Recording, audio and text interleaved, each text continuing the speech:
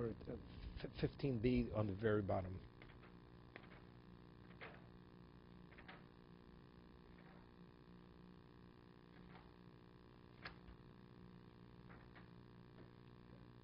Okay.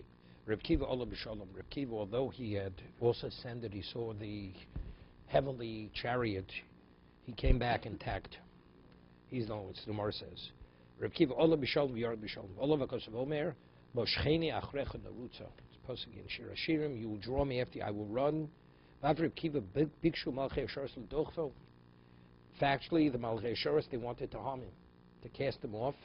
Olam V'Kodesh Baruch Hu Nichol L'Zokin Zeh. Leave him be. Leave this elder be. Shiroi L'Shtamsh B'Chvodi. He's worthy. He's at a level that he can use my glory. Meaning, what he saw, whatever it was, it's appropriate for him. Therefore, he wasn't harmed. The angels wanted to harm him. My Drash. Now, how was he able to be careful? So Rashi says, what did he understand? The others, he warned them originally. He says, when you see something, don't say Mayim, Mayim. Remember? Because Shayish, right. So, but they weren't careful enough, and that's why they were affected. One died, one lost his mind, and one became a heretic. But what did Reb Kiva interpret? That he was able to be careful, that when he saw things, he saw them accurately. Omer Rabbi Bechana, Omer Reb Yochanan says, V'osem Rivos Kodesh. Excuse me. Hello? Hello? Just tell me a time. What time? You know something? I'll speak to him on the phone. Okay, tell him. Okay, let me speak to him now. Yeah.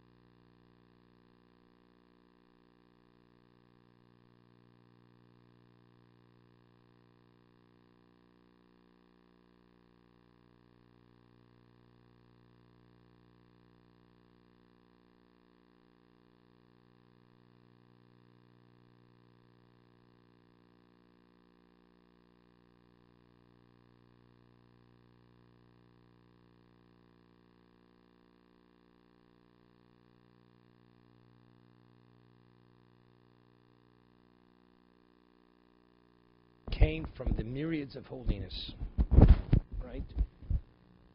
Osu b'revava shelo, meaning there's some kind of indication among the angels that you're able to identify what his location is, and because he understood that, he was careful only to look at certain things, not other things. That's when. How does he explain that? Yeah. Revavo Amar, it says Dogum Revavo. Dugma hu b'revava shelo, that he stands out. Rashi says Dvar Heker Omed Dugma. What? Yeah, there's something there, and therefore, because he was looking out for something, and therefore he avoided looking at that. Reish Shomar Hashem Tzvodu Shmo says Hashem Tzvodu Odon Hu B'Tzov Shelo. He's the master. So if you look for the master, you're able to discern between the angels and who he is, what Hashem is. So because he understood that, therefore he was careful. That's the reason why he was not harmed. But it's interesting. Even though he had all this, the angels still wanted to harm him. Right? Whatever he was. He says, Roy Lishtamish Bechvodi. He's worthy. Yeah, but the other one. Yeah, but the other ones, it doesn't say they were harmed because they were there. So they looked where they shouldn't have looked. Yeah, that's what I'm saying.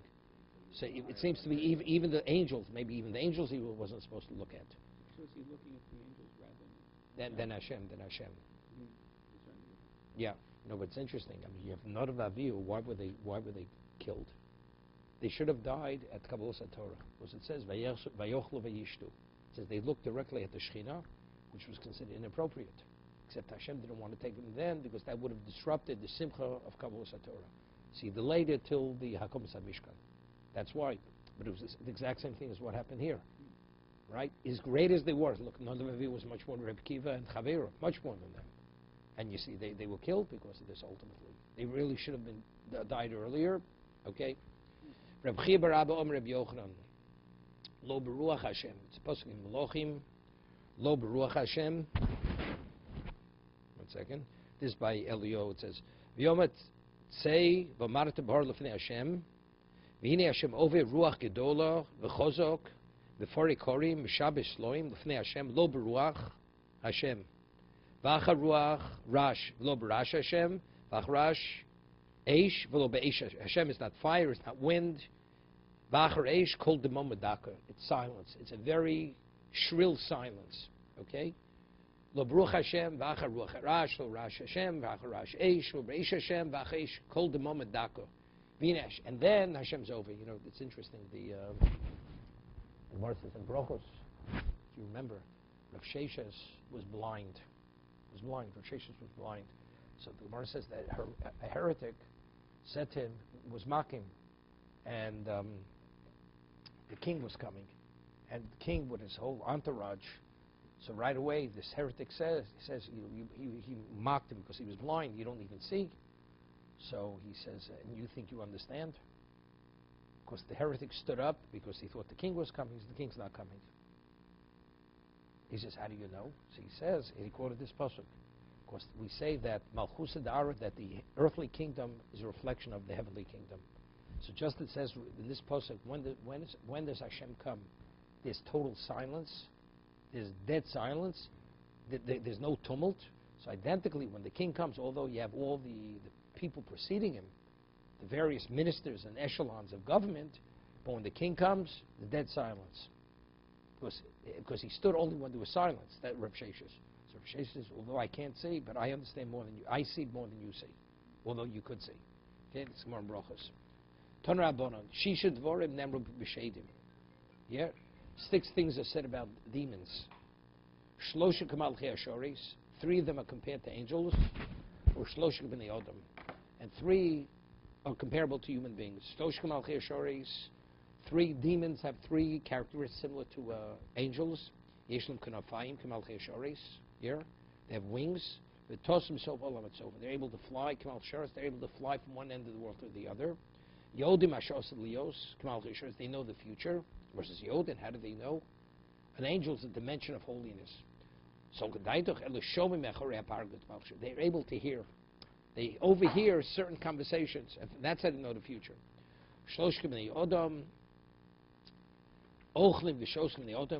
Demons, they have to eat and drink like human beings. They have needs. They procreate like human beings, and they die. The 6 things said about a human being. We'll see specifically Klal Yisrael. Shloshek Malchei Shoris, 3 are comparable to angels. Shloshek Behemoth, 3 compared to animals. Shloshek Malchei Shoris, Yeshlam Das Malchei Shoris, they have intelligence. An angel is an intelligent being. People are intelligent. Mahalchim become Skuf Malchei Shoris. They walk upright, meaning they stand on 2 legs. They're upright posture. Ubesar B'Loshen HaKodesh Malchei Shoris. They speak Hebrew. Malach speaks, his language is Hebrew. The language of the Jew is Hebrew. Shloshek Behemo, and what do they share with the animal? Ochlim B'Shosing Behemo. They eat and they drink like the animal. Need Parvarovim Behemo, Motzi Reik Behemo. And they defecate. They do have bodily functions like the animal. You know, it's interesting. It was bothering me. It says by the demons they eat and drink also like the human being. It doesn't mention one, it's mentioned bodily functions. Right? Yossi, you have a question?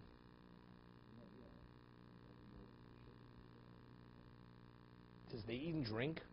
It should say, and they have body, and they defecate like people. 100%. So what I was thinking, it says they eat and drink and they defecate like animals. So we're comparing him. The human being has this animalistic need to expel the waste, like the animal expels its waste. So we're comparing. We're saying the human being's like the animal. The waste aspect is like the animal. Eating and drinking, that's a human characteristic. The demons like but the shade doesn't expel the waste. But the human being has an animalistic aspect to him, and what is that? Eat, drink, and expel the waste. I'm just saying, what is the value of that? So the Chovos HaLevavos says something phenomenal. He says, Hashem created a person, he has to eat and drink. He says, what does he have to do his bodily functions every day and pass water every day? What about, it's a distraction. It interferes in your schedule. Why not once a year, twice a year, every day, day in and day out?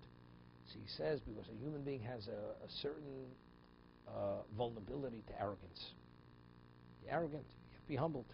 So if a person understands he's no different than the animal, he has similar animalistic needs of defecation, which shows something which is lowly, that will humble him. You understand? The demon doesn't need any humbling. The human being is a being of choice. Being of choice, you have to be humbled. That's by the what's it? Yeah, right. You're right.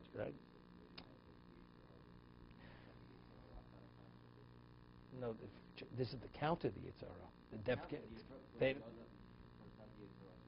So maybe you say maybe they didn't need it because they were exposed to Hashem's presence continuously. They didn't need it. They didn't need it. Yeah. Okay. It says in the Mishnah, if you look at 4 things, it would have been better. You shouldn't have never come into existence. What's above heaven, what's below, right? That makes sense.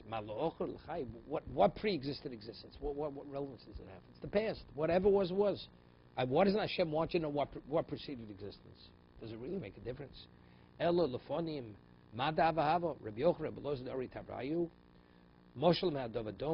is it analogous to? Lemelech, Basavdom, immortal king. Shamal Avodav, he gave an order to his servants. Benuli Paltirin. Gedolan, I want you to build a large palace. Al Ashba. In a location that's what? It's a dump, a garbage dump. That's where I want you to build a palace. Holchu Banulo. And they went and built this magnificent palace. Ein Ratzon Shemach Lahaske Shem Ashba. Once the palace is staying, does the king want anything better that this location was the place where he had the garbage dump? It's a disgrace to the king.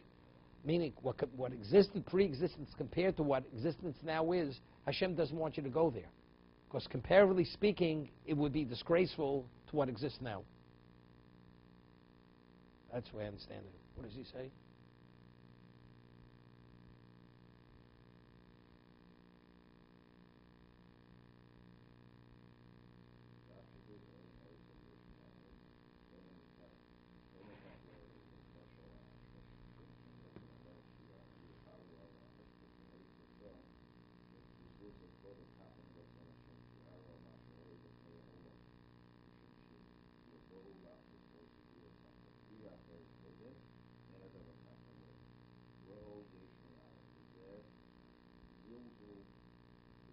Who does he say the name of? Okay. So it's not the same. The ashpa is only in terms of the disgrace aspect. But no, but it's not because it was a garbage dump. Not because it was a garbage dump. See, I understand it like this, that a melech below a king is not a king unless he has a people. So pre-existence, nothing existent. So relatively speaking, in terms of what Hashem wants, that's what's disgrace. The way we'll perceive it, before you had no people. Today you have a people. But God needs nothing. But in terms within the human context, that's a diminishment in God. Therefore, God doesn't want you to go there to see that nothing exists. Non-existent, it's only you. You're all by yourself. So the way a person would process that, so that's less than what you're today. But that's not less, that's everything. Because even today, God is everything. No, it's the same idea as the Marsha, but not for the same reason. I'm learning because the way we perceive it, not the Yishmiyayin aspect. I'm saying, in today you have a people, then you have no people. Then you were all by yourself. So, but God is everything. But the way we see it, you have people, then you're something. You're more. Before you were less. So if it's processed that way, then that's a disgrace. That's a zilzul. That's a zilzul in Hashem. Okay. So the four things, it says, if you look at four things, it would have been best that you shouldn't come into existence. What is it? Omar Rababa, or Rababa Omar Zamistakal Bekeshes. You're not permitted to look at a rainbow, to gaze at a rainbow. Rav Yosef is over Avera B'Seiser. Yeah? One who actually, he violates in concealment. You know? Nobody knows. He'll get away with it. Okay? Umistakal Bekeshes. Hamistakal Bekeshes T'chsiv. What does the rainbow represent? It says, Kamara Keshes, Ashayia Ba'onon B'yom HaGeshem. It has the appearance of a rainbow on the day that it rains. Kemare Hanoga Soviv Umar Debus Kovad Hashem. The light which surrounds God is similar to the rainbow. Meaning, there's no light. When a prophet prophesies, he has a vision. In the vision, when he sees God, he sees a light surrounding. That is God's glory. That light has a semblance of what the rainbow has a semblance of that. So looking at that, it's a disrespect gazing at that, because you're not worthy to look at that. That's the reason. Rav Yosef is over Aver B'Seiser, one who transgresses in private. One who goes and he transgresses in private. It's like you're pushing away God's presence in this world. My throne is the heaven, and the earth is what? That's the ottoman. That's where Hashem keeps his feet. How could you say that? If a person sees he's being overwhelmed by his Yetzer Hara, he should go to a location where nobody knows him. He should wear black clothing to humble him. That's to somehow to try to tone down the intensity of the evil inclination. He should wrap himself in black clothing. Then, if that still does not, this is where Rashi learns, he can do whatever he wants. Let him sin. Because in the other location, people know him. So a Jew behaves this way. It's a chil Hashem. But over here, nobody knows you. You're doing it in private. So you see over here that he should do this. A person who can take control of his life and he chooses to behave this way, it's better he shouldn't come into existence. Right? I mean, you want to get away with it. The other person, it's beyond, he's lost control. So the lost control, that's the question, minimizing the chil Hashem. If I stay in my original location, it will be a chil Hashem. By going in a location, nobody even knows I'm Jewish. Only God knows, so I'm minimizing the chil Hashem.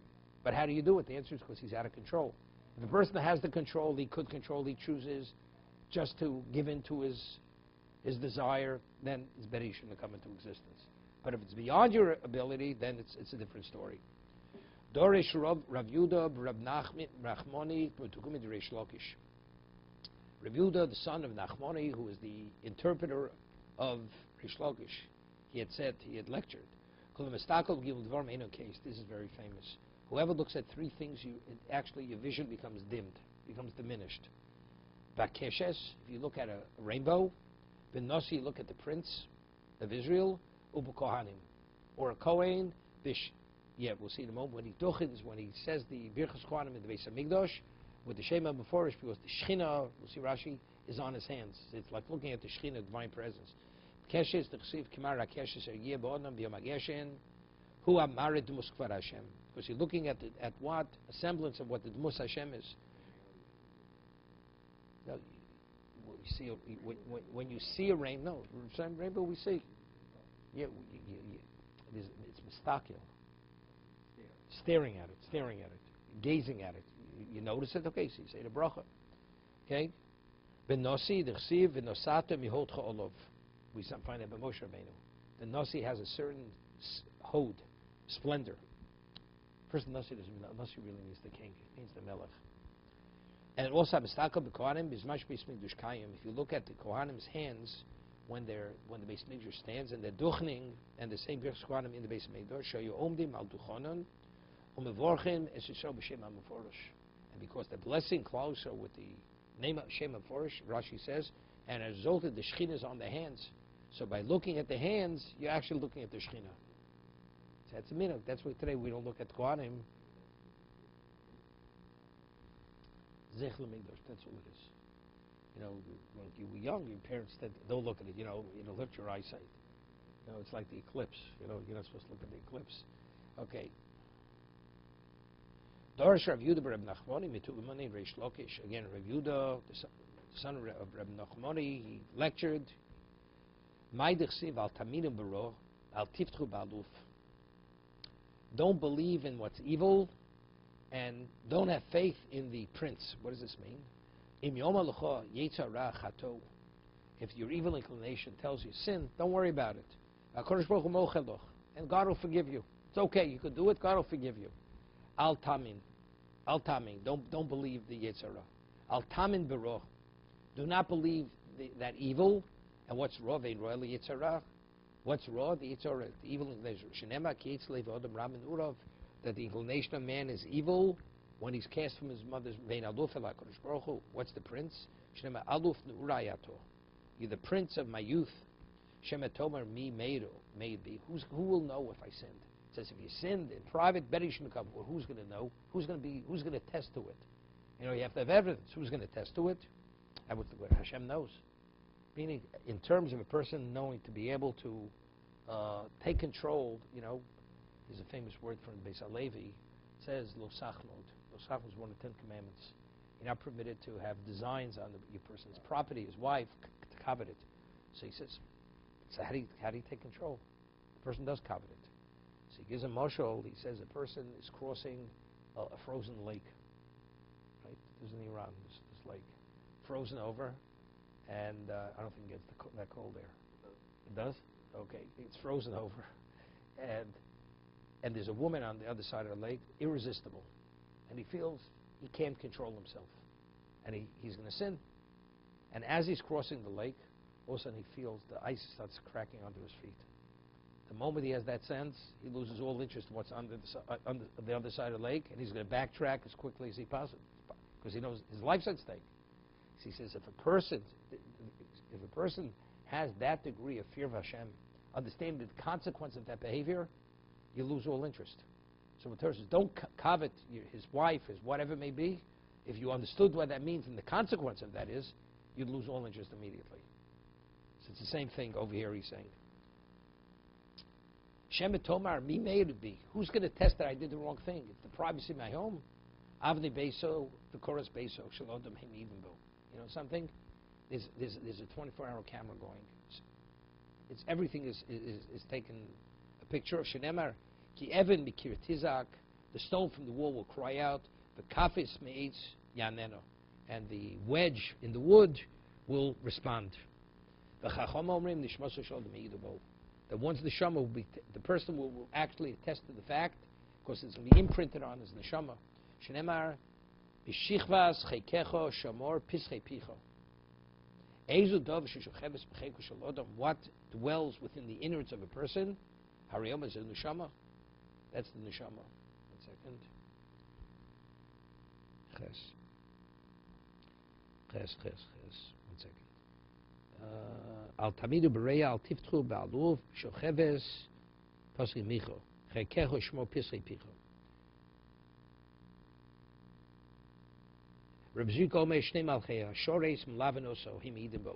Every human being has 2 angels who continually accompany him. You think only Obama has security? Every person has 2 angels accompanying him. He will command the angels to watch over you in all your ways.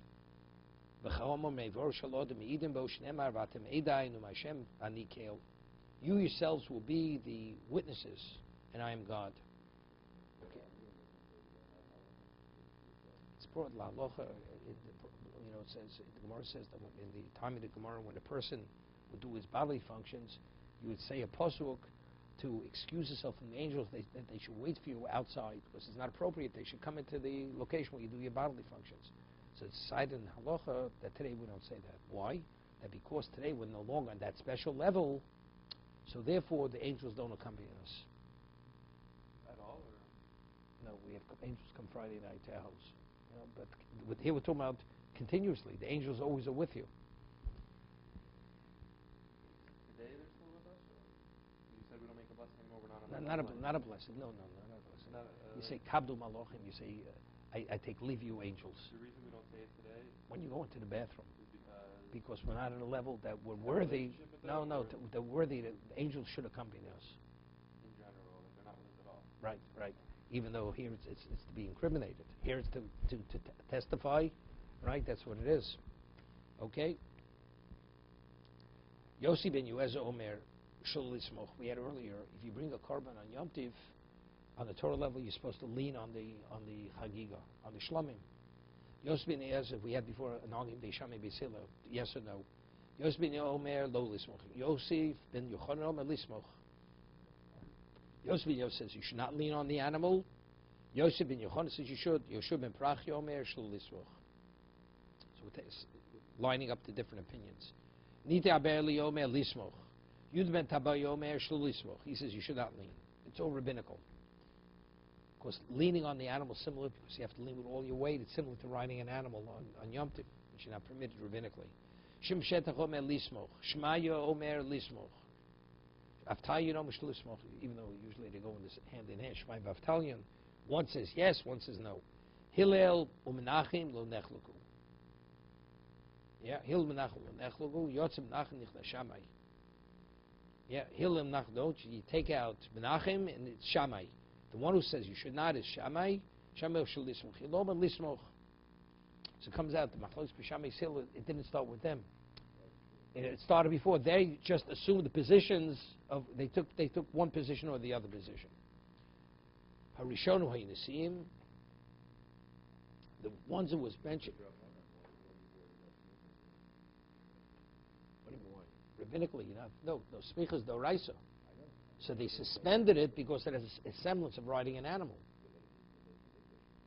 There's certain shvusim, even there's certain shvusim. Tosfos says in Eruvin, there's certain shvusim that are in the mikdash. Like for instance, to put a musical instrument together. So Tosfos says shvus mikdash. Tosfos says there's certain shvusim that they were more concerned. Even the mikdash wasn't enough. So it's clear. Right. We hold somchim.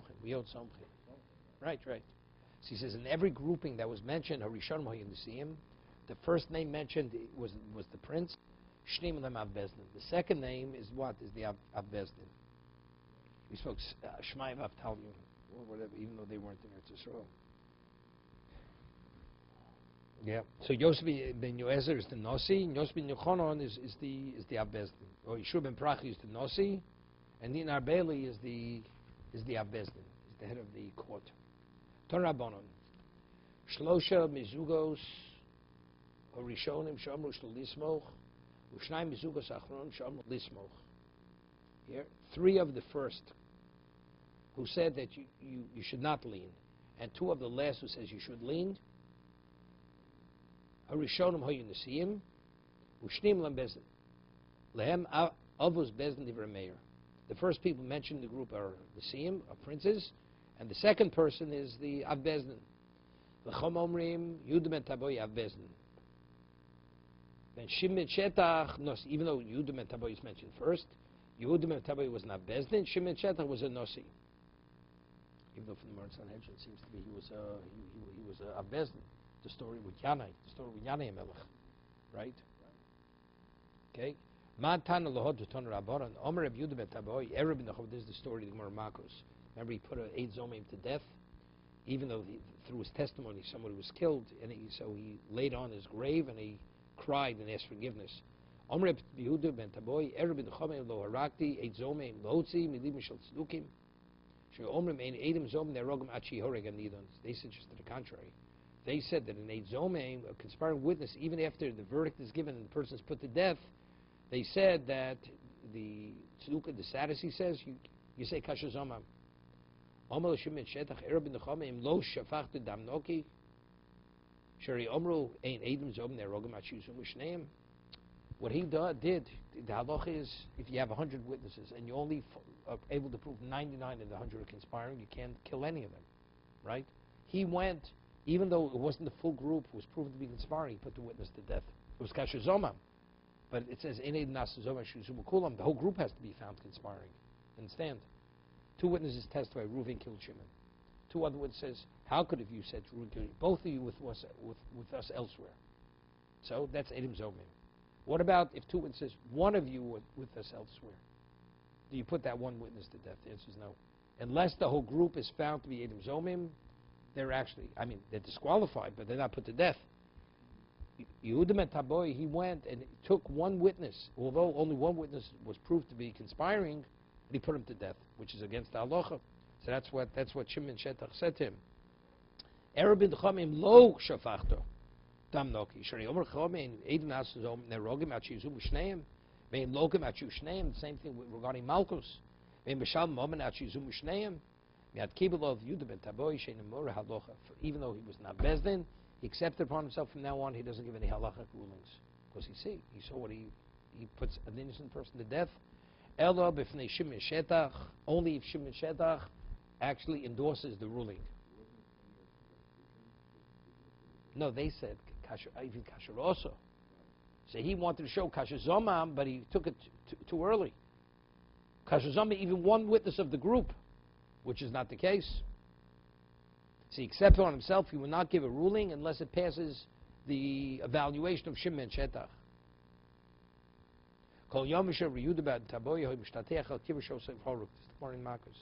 His whole life he would go every day and prostrate himself on the grave of the witness who he put to death. And they would hear wailing coming from the grave. So what did they thought? They thought it was the dead person crying out. It's the voice of the one who was murdered. He's the one calling out. He said to him, no, kolihu. It's my voice, it's not his. And you should know tomorrow, he said about, I'm going to pass away. Tomorrow I'm not going to be here. You're not going to hear the voice any longer. I don't know how you do. Ben Tavoy knew that he wasn't going to be alive the next day. So tomorrow you're not going to hear it because that tomorrow I'm not going to be here tomorrow. I'm going to die.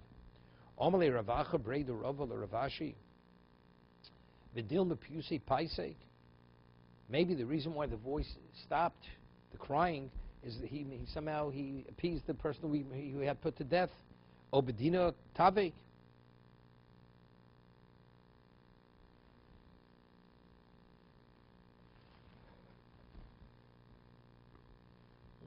What is this? 1 second. What is Obedina Tavik? He came with him with a claim.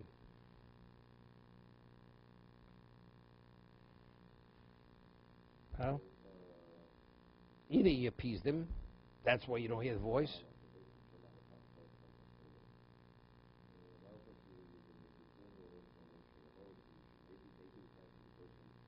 That's Bedina Boy. The Gemara says, "Hoy Amrit Bishloma Remeir the Omishumet Shetach Bezdin Reuven Taboy Nosi Hainu Chomori Halocha B'Fnei Shumen Shetach." This is very good.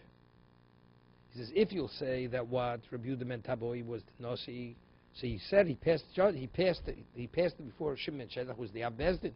Eliyam Rabbona and the Amri Yehuda ben Taboy Abbezdin. Yehuda ben Taboy was the leader of the Bezdin. And Shimon Shetach Abbezdin. Excuse me.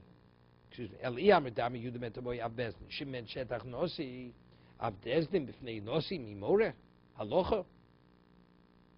Lo, my kibul all of the command the tarufi the ape the filu it's trufi namin starfa. What's the more says?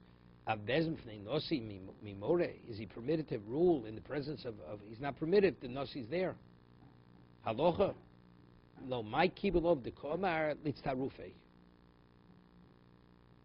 What? That he should join him in the ruling. Not that he's going to rule and then bring the ruling there. But even that, he's not able to do. Leishev Bedin El Bahadi Shimon.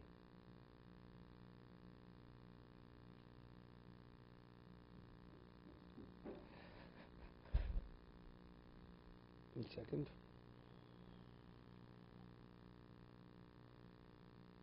Yeah, it's not appropriate. Even to sit on the same panel, the Nosi would have Bezdin. Yotze Menachem Nichne Shammai Lechen Yotze. It says Menachem went out, and Shammai took his position. He says, where? Abai Yoma Yotze L'Tabrisro. What happened? This Menachem, he went off the beaten path. Ravim Yotze L'Avodas HaMelech, he was conscripted to the service of the king. Tanya Meyochi Yotze Menachem L'Avodas HaMelech. Yotzu Imo Shmonim Zugos Talmidim Levushin Sirkon. And he took with him 80 pairs of Talmidim who were wearing Sirkon. Yeah, what's Sirkon? Sirkon. Levush Bigdei Malchus. They wore regal clothing. Omer Rav Shem Rabba, Omer Rav Yochanan Lo Matei Shvus Kalabein Echo. You shouldn't take a rabbinic law lightly, although it's rabbinical. Sharei Smicha Enel Shvus. Is he smicha leaning on the animals only rabbinic prohibition? V'nechel bo gadol olam. Tomorrow is pshita. So what's the, of course? I mean, rabbinic. Torah says lo sosum kol sherucha. Why should he take it lightly? Shvut mitzvah. Pshita. Shvut mitzvah tzricha lei.